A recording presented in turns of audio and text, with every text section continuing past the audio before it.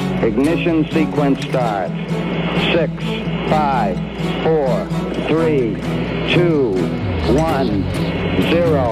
Liftoff. We have a liftoff.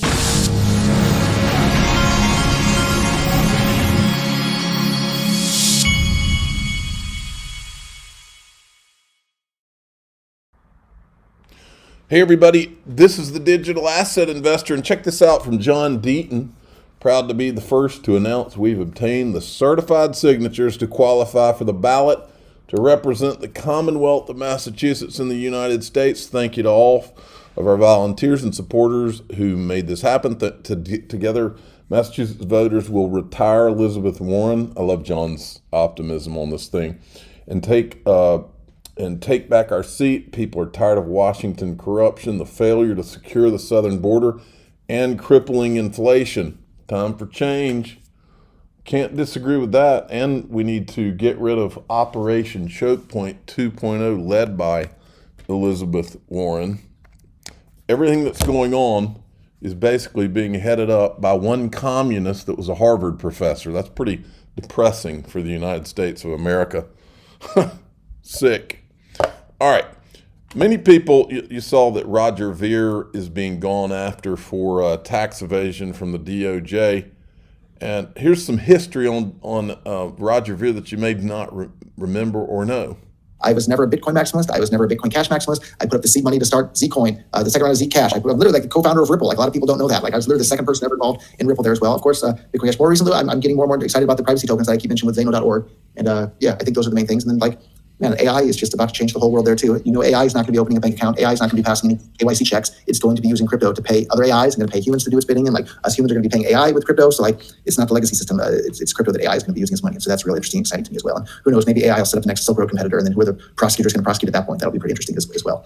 So yeah, I don't know. Check out all those ideas and just keep an open mind, right? Just because somebody tells you something's true doesn't mean it is true. So go ahead and think for yourself. And yeah, I guess that's the best advice I can give anybody. Think for yourself. And just because the common narrative out there is something or other doesn't mean it's true, right? Every kid that's less than 7 years old believes that Santa Claus is real. It's not true. Well, maybe there's something else that every 70-year-old and below believes is true. Maybe that's not true also. So you need to stop and think for yourself. This guy's hardcore. He's a major, I guess libertarian is the word. Now, something, I watched this whole consensus thing and I showed you some of it, but I wanted to make a point here is in the whole thing, I never saw them like basically, if I was consensus, I would be shouting from the rooftops, hey, what is the SEC doing trying to send us a Wells notice? We met with Bill Hinman, that we sat down. They told us that this guidance would be for Ethereum and it was not a security. Why aren't they holding that up like a badge of honor is my question. It gives me, it makes me think that these guys and the SEC worked this thing out together. Hey, we'll sue you, and then we'll have the focus on, or even if they're not working together, I think there's no question that both sides want the focus to be on 2018 and after, not on the Bill Hinman speech, like anywhere, basically everything after the Bill Hinman speech, with no focus on the ICO, the disguised whales, the lead up to the ICO, what went on with Andreessen and Horowitz and all those law firms, Lowell Ness, all that stuff. They don't want to focus on that. I don't think the SEC does, and I don't think consensus does. Now, I do want to play you one more clip from this about the timeline, because I feel like it's ironic that after all this that Ripple's been through, here we sit, and all of a sudden it looks like the rest of the industry has a spotlight on it as Ripple comes out from under all the scrutiny. If that is achieved in a court case, it's like, tell me, how does U.S. law work? Is it done then? Like, are we kind of finished, or does this get escalated? Can the SEC somehow appeal? And how long does this process typically take?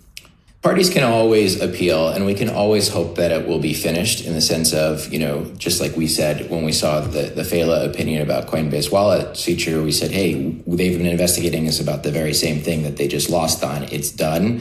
Obviously, they didn't think it was done. So, judicial interpretation and precedent relative to agency action. I think if you are an agency and you have adherence to due process and you're acting in good faith, you're going to look at those decisions and say, hang on, let us take a step back from our regulation by enforcement approach. Maybe this isn't working. We're not getting the results we want. We need to either do rulemaking, notice and comment rulemaking, good agency practice, or what probably needs to happen, and it's discussed in our complaint, we need to go to Congress and say, Congress, we don't have the authority to sort this out. The courts have said we don't have the authority.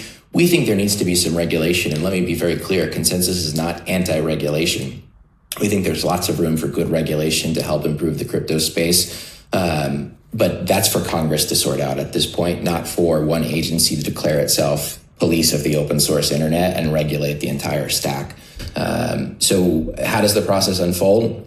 We hopefully win in Texas. That will be a win in the sort of win column for the crypto industry. To get to the higher courts in the U.S., you need something most often what's called a split circuit on issues. So the court in Texas resides in what's called the Fifth Circuit. The courts in New York reside in something what's called the Second Circuit. And so to the extent the Second Circuit and Fifth Circuit disagree on issues of law, that is how you get to higher courts in the United States most quickly, most often. And so you can deal with the Court of Appeals and potentially ultimately get an issue up to the Supreme Court if it's big enough. So, for example, Howey's application to crypto, is Howey the right test? Is Howey even the right law? Should it exist? People have sort of been theorizing, how does that happen with crypto? How does it get to the Supreme Court? It's a many-year process, and we're hopeful that people will see reason before dragging it out all the way that far. What would that mean? So you win, let's a many-year process to get all the way to the Supreme Court if the SEC sort of digs its heels in. But what's a happier scenario? You win this case and maybe the SEC just backs off. Could that happen? That could happen. They could certainly change their approach. Look, I think everybody has been pretty sober about the fact that this has been the approach from this SEC and this sort of chair's agenda regarding the crypto industry. As Joe said, he said lots of negative things about the crypto industry after being a professor teaching about it for a while, I guess, perhaps somewhat ironically. That's in the complaint, by the way. There are clips. If you haven't seen this, Bankless, you can thank the XRP Army for most of those clips. We've been the ones exposing all of that for the last 3 years while we were ignored. Now, check this out from Anderzel. Listen to this clip. Ethereum protocol is a security. Before going into the clear facts of why ETH is a commodity, let me explain what it means to the entire crypto industry. If ETH is considered a security in the court in the USA, it is the blow of death for the entire altcoin market in the USA. Except for XRP. SEC claims that ETH is a security because it generates the yield for ETH holders on the chain. SEC's master plan is to attack first ETH, then all the rest, yield-bearing tokens and coins, practically all smart contract platforms. Not even Bitcoin ecosystem will be safe. There are hundreds of smart contract decentralized applications, dApps and layer 2s under development on Bitcoin protocol.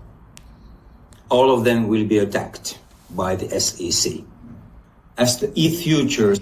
Folks, last week that's what we were hearing out of Ryan Selkis, is the idea that they would come for Bitcoin too, which I find interesting. Were approved last October. Simultaneously, the underlying asset ETH was cleared to be a commodity, according to money regulator CFTC. Listen what the chairman of the CFTC, Rustin Behnam, says about Ethereum.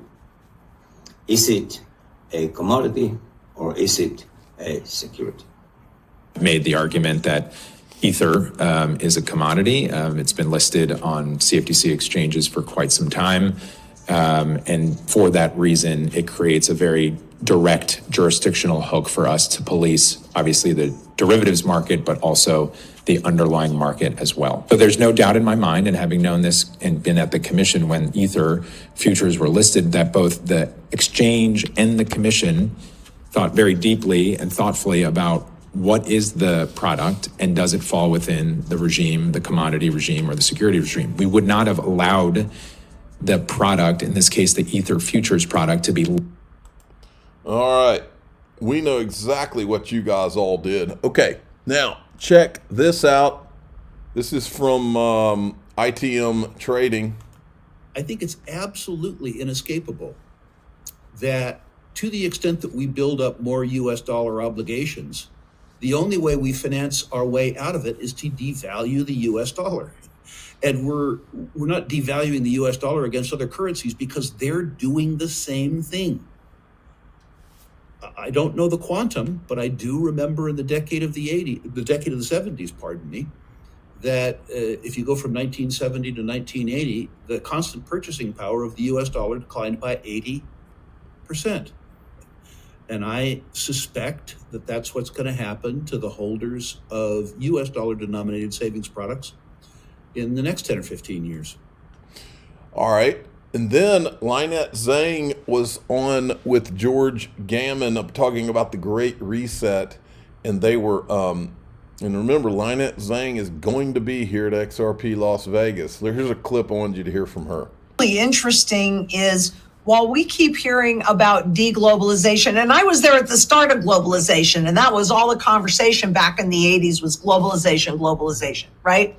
Yeah. While everybody's looking at the deglobalization, what we're really seeing underneath, whether anybody's paying attention or not, is that the monetary system is getting more and more integrated. And I think that's how the first part of this ends, right? I mean, I think there are multiple parts to it, but I still continue to believe that it will be the IMF's SDR that brings all of the local currencies together under one umbrella, one world currency. And I think that's really where they're directing it, into a digital control where they have full control of everybody's actions and movements. And if you're not independent and you don't have sound money, you're not going to have any choices. But I see this going to a one world control system. And it's much easier to control things from one place than it is from a whole bunch of places. So that's what I see happening with the currency system. And my concern control system. Actually, before I do that, I'm gonna go to daixrp.com. We're gonna go over. We're gonna talk XRP Las Vegas. I'm trying to find anybody that tweets that hashtag XRP Las Vegas 2024 or hashtag XRP LV 2024. Both of those hashtags, I'm going to be showing those in my group and some of them out here. So I'm going to go in there now. I'm the digital asset investor. I'm not an investment advisor. This is for entertainment purposes only. Please subscribe, hit the like button, tell your friends and family that away we go. XRP Las Vegas.